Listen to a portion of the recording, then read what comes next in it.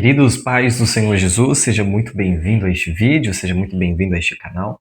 É um prazer muito grande ter você aqui e hoje nós vamos estar dando início a uma série de estudo sobre alguns livros, como eu havia dito lá no meu stories do Instagram, e eu achei por bem, nós iniciarmos por este livro do C.S. Lewis, Cartas de um Diabo a Seu Aprendiz. Mas antes de nós começarmos, eu queria pedir a você que não é inscrito, se inscreva no canal, ative o sininho da notificação, curta, comenta, compartilhe, que é de grande valia quando você faz isso. Me ajuda a dizer para o YouTube que este canal tem um conteúdo relevante. Ah, Esse livro do C.S. Lewis contém 31 cartas, são cartas do diabo endereçadas ao seu aprendiz, ao seu aluno. Esse livro ele é dividido em dois. Até a página 170, ele é uma quantia de cartas, que nós chamamos de livro 1. Ele chama de livro 1. Após a página 170, entra o livro 2, com uma minoria de cartas. Esse livro, o autor é C.S. Lewis, é um defensor da fé cristã, amado por uns, odiado por outros. Foi um grande autor de muitas obras de ficção e também sobre a fé cristã. Uma das obras dele é, acredito que você já tenha ouvido falar, que é As Crônicas de Nárnia. E, basicamente, uma história bem rápida sobre C.S. Lewis. Quando criança ainda, ele perdeu a sua mãe e ele foi levado a diversos internatos. Ele passou por diversos internatos e ainda muito jovem ele ficou muito apaixonado por literatura, ficção, tanto que ele estudou na faculdade de Oxford e ele se destacou muito em literatura clássica e filosofia, e aonde que ele começou a evoluir cada vez mais. E para uma curiosidade muito grande, C.S. Lewis ele era ateu. C.S. Lewis ele não era cristão. Ele se converteu ao cristianismo pela influência de seus amigos. Um deles, ele até cita um nome aqui no livro, que o nome do amigo dele é J.R.R. Tolkien. Foi um dos amigos responsáveis pela conversão dele ao cristianismo e foi aonde que ele começou a ser um grande defensor da fé cristã. Ele escrevendo essa obra de Cartas do Diabo ao seu aprendiz, ele fala na página 170 que não foi uma obra difícil de se escrever, mas também não foi uma obra muito prazerosa. Na página 177 ele diz assim: essa obra foi, para mim, a mais fácil de escrever, também a menos prazerosa. Ele vem dar uma força nisso também, nessas palavras, na página 178, quando ele diz assim, além disso, eu tinha uma espécie de ojeriza contra meu livro, por não ter sido um livro diferente que ninguém poderia escrever. Então, é uma obra que ele diz que foi fácil de se escrever, porém não muito prazerosa. Como eu disse, são 31 cartas endereçadas ao aluno do diabo. Imagina só comigo, metaforicamente falando, você tendo a possibilidade de acessar a caixa de entrada do diabo e ter acesso aos assuntos que ele envia aos seus alunos a respeito dos crentes, dos cristãos, para que assim venham desviar o seu foco, tirar a sua atenção. Nós não vamos estudar as 31 cartas, até porque são muitas, e eu quero falar ainda sobre este livro, Tomás de Kempis, A Imitação de Cristo. Muito interessante essa obra. Então, nós vamos entender, vamos iniciar na carta 1. Na carta 1, você vai ver que o cristão, ele não é convertido ainda. Então, eu vou falar para você aqui 3 nomes, para você se centralizar ao decorrer do nosso estudo, tá bom? Você vai ouvir falar alguns nomes. O primeiro nome que você vai ouvir muito falar é o Vermelindo. O Vermelindo é o aluno do diabo. A figura do diabo, ele tem o nome de Maldanado. Maldanado é a figura do diabo, o chefão, né, entre aspas. Vermelindo é o aluno. E você vai ouvir falar no paciente. O paciente é o alvo do aluno do diabo, ou seja, aquele que está prestes a ser cristão. E você vai ouvir também falar sobre território inimigo. O inimigo no livro está com I maiúsculo, que é o próprio Deus. Então, o diabo tem Deus como inimigo, tá? E nessa carta, que nós vamos ver, o paciente não se converteu ainda. Ele está sendo tentado ainda pelo aluno do diabo de todas as maneiras para que não venha a se converter. Mas vai chegar um ponto que ele vai ir à conversão. Então, só para nós centralizarmos de maneira bem resumida, a primeira carta ela vem trazer um intuito de distração. Ou seja, o intuito da carta 1 é distração. O diabo ele ensina para o seu aluno o melhor método de desviar o paciente de Deus, ou seja, não é através de argumentos racionais ou de debates teológicos, mas sim por meio de distrações comuns.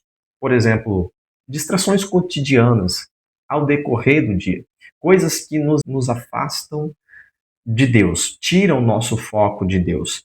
Por exemplo, preenchimento da mente com coisas, com trivialidades. O que é isso? Coisas fúteis, coisas muito supérfluas. Então, quando nós não preenchemos a nossa mente com coisas saudáveis, esse desvio acaba sendo fácil para o diabo. Então, assim, ele estimula a superficialidade. Ele ensina ao seu aprendiz que não é através de debates, não é através de argumentos racionais que vai fazer com que ele afaste-se dos caminhos de Deus. Não é isso. Então, as ideias principais dessa carta, primeiro, evitar discussões sobre bem e mal. Por quê? É melhor manter o paciente distraído do que convencê-lo com argumentos lógicos. Ou seja, isso porque as discussões podem levá-lo a pensar.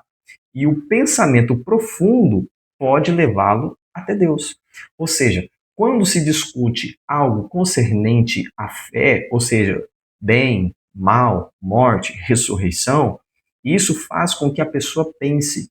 E por ela pensar, ela pode refletir sobre a fé e trazê-la, se tornar, a pessoa pode ficar mais próxima de Deus. Então, por isso que ele fala que não é a discussão entre o bem e o mal que vai fazer ele ficar longe, não. Isso daí ele não pode fazer com que o paciente tenha. Entenda? Olha só como o diabo é. Ele fala assim, olha, meu querido Verbelino, eu noto que você diz que está direcionando a leitura do seu paciente e se encarregando de fazer com que ele tenha encontros regulares com um tal materialista. O materialista é aquela pessoa que está ligado somente nas coisas materiais da Terra. Então, ele fala assim, olha, mas será que você não está sendo ingênuo quando você está fazendo isso? Até parece que está achando que a argumentação seja o melhor modo de mantê-lo fora das garras do inimigo. Olha só, mas não é. Tanto que ele vai dizer, ele fala assim, ó, usa o realismo prático como arma. Ele vai dizer assim, ó, usa o realismo prático como arma. Ou seja, levar o paciente a pensar que o mundo espiritual é irreal, abstrato demais, e que só o que ele vê é real. Então, ou seja, ao invés de você ficar tentando trazer debates, assuntos racionais, entrega para ele a visão somente que ele está vendo. Faça com que ele acredite que somente aquilo que ele vê é real e aquilo que ele não vê não exista. Entendeu? E esse é o foco da primeira carta, é causar distrações. Porque tudo aquilo que causa distração e nos faz perder o foco de Deus, nos distancia de Deus. Nos distancia de Deus. Eu não consigo ter uma reflexão profunda sobre a minha fé. Por isso que muitas pessoas, elas acabam não tendo uma centralidade em Cristo. Por que não tem essa centralidade em Cristo? Porque as coisas que desviam o seu foco, elas são muito supérfluas. Existe um ditado popular que a mente vazia é a oficina do diabo, ou seja, o diabo utiliza-se de mentes vazias para começar a agir de maneira sutil e fazer com que a pessoa venha acreditar somente naquilo que ela vê, opiniões próprias naquilo que elas veem, sente. Por quê? Lembra-se de quando Moisés enviou os 12 espias a espiar a terra? Quando eles chegaram e avistaram a terra, 10 espias enxergaram somente problemas, e eles enxergaram somente.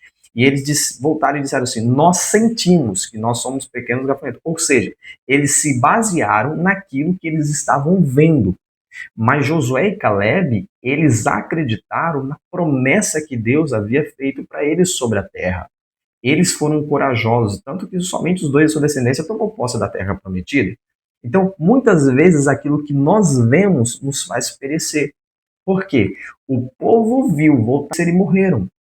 Então, assim, o diabo, ele tenta colocar distrações nas pessoas. E colocando distrações, a mente fica vazia. Por quê? Elas se apoderam muito das coisas que se veem, das coisas que ocupam o seu tempo. E eu faço uma pergunta para você: o que tem ocupado o seu tempo? As coisas de Deus têm ocupado o seu tempo? Porque se as coisas de Deus não ocupam o seu tempo está sendo ocupado somente pelo diabo. A ideia dele é fazer com que isso não são em coisas grandes, são em coisas pequenas. São em coisas grandes. E ele fala assim, olha, use as distrações simples. Ele conta um episódio que quase perdeu o paciente para Deus.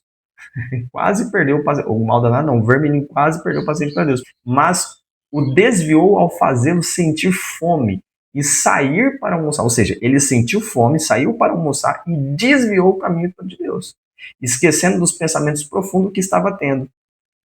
Então, quando ele estava tendo um sentimento profundo, uma visão profunda, pensamentos profundos, e nisso que ele estava pensando demais, refletindo, ele estava se aproximando de Deus. Só que quando bateu a fome e ele saiu para almoçar, ele desviou seus pensamentos. Os pensamentos foi desviou e ele começou a pensar em outras coisas, pensou a agir de outras maneiras. Isto é um problema. Tanto que ele fala assim, ó, mantenha o paciente imerso no agora, no terreno, ou seja, fazer com que ele viva no mundo de mídia, barulho, correria, sem tempo para refletir sobre o eterno.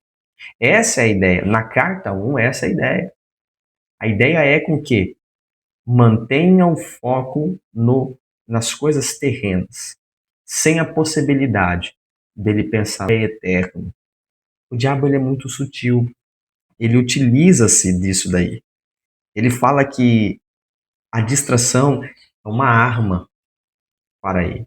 Tanto que essa primeira carta ele estabelece o fundamento da estratégia demoníaca: manter o ser humano ocupado, distraído e preso ao natural, ao invés de deixá-lo refletir sobre o espiritual. Fala para mim, quantas pessoas não estão sendo dessa maneira? Quantas pessoas estão vivendo ocupadas com coisas natural e se esquece de Deus? Se esquece do foco. Mas isso é uma estratégia do inimigo. Isso é uma estratégia do diabo para tirar o foco verdadeiro. Lembre-se, nessa carta 1, o paciente não é convertido ainda. O inimigo ele faz de tudo, o diabo ele faz de tudo para que ele não se torne cristão. Mas chega um momento que ele vem se converter ao cristianismo. Tanto que, lá na página 20, ele vai falar assim, ó, entende onde quero chegar? Graças aos processos que colocamos em ação dentro deles há século, eles acham que todo o impossível acreditar nos desconhecido quando o que é familiar está bem diante dos seus olhos.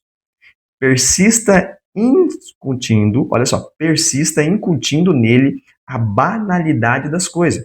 Acima de tudo, não tente usar a ciência, quero dizer, as ciências verdadeiras, como defesa contra o cristianismo. Elas vão positivamente encorajá-lo a pensar sobre as realidades que ele não pode tocar e nem ver. Ou seja, aquilo que é verdadeiro, quando é dito, a pessoa tem uma reflexão profunda, faz com que a pessoa se aproxime de Deus. Mas quando o diabo entra e começa a colocar distrações, começa a colocar inverdades, a pessoa vai se distanciando. E aí ele continua dizendo, elas vão positivamente encorajá-lo a pensar sobre as realidades que ele não pode tocar nem ver. tem havido perdas tristes entre os físicos modernos.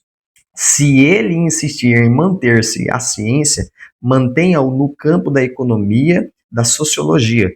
Não o deixe se desviar da inestimável vida real. Mas o ideal mesmo seria não deixá-lo ler qualquer obra científica. Antes, procure dar-lhe uma sensação geral de que ele sabe tudo e aquilo que consegue fisgar de conversas e leituras casuais é resultado de pesquisas mais recentes. Lembre-se de que você existe para confundi-lo, para confundir. Ou seja, o foco do diabo aqui é colocar inverdades, possibilitando que ele não se aproxime de Deus. O foco do diabo é colocar inverdades e não permitir que você tenha uma reflexão profunda sobre o eterno, uma reflexão profunda sobre Deus. Ele diz o mal danado, ele diz ao Vermelindo que perdeu muitos para o inimigo por conta de debates.